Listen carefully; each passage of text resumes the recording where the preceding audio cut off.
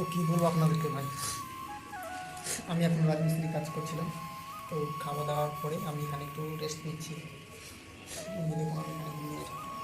Mobile ঘাঁচলাম, তো ভাবলাম একটা ভিডিও বানিয়ে আপনাদেরকে দিয়ে দিই, ঠিক আছে? তো আমার আওয়াজটা কেমন হয়েছে বলবেন।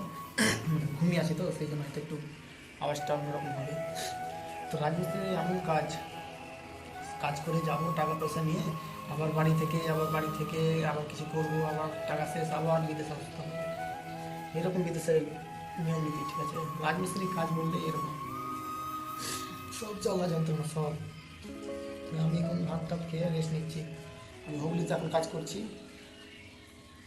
তো কেউ যদি বিদেশ থেকে দেখছো আমার এই ভিডিওটা, তো আপনারা অবশ্যই কমেন্ট করে জানাবেন কোথা থেকে দেখছো, ঠিক আছে?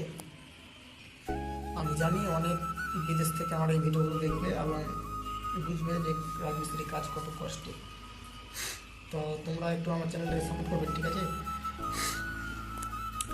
আর আমি রাজমিস্ত্রি কাজের পরে পরে আমি এই ভিডিওগুলো আমি মাঝে মধ্যে বানিয়ে দিই, ঠিক আছে? তো এই ভিডিওগুলো বানিয়ে আমার একটা উদ্দেশ্য যে কিছু সাবস্ক্রাইবার ওয়াচ টাইম সব কিছু আসবে এবং কিছু ইনকাম করতে পারবো, সেটাই আমার আশা। তো আপনারা এই আশাটা আমার পূরণ করবেন, হ্যাঁ?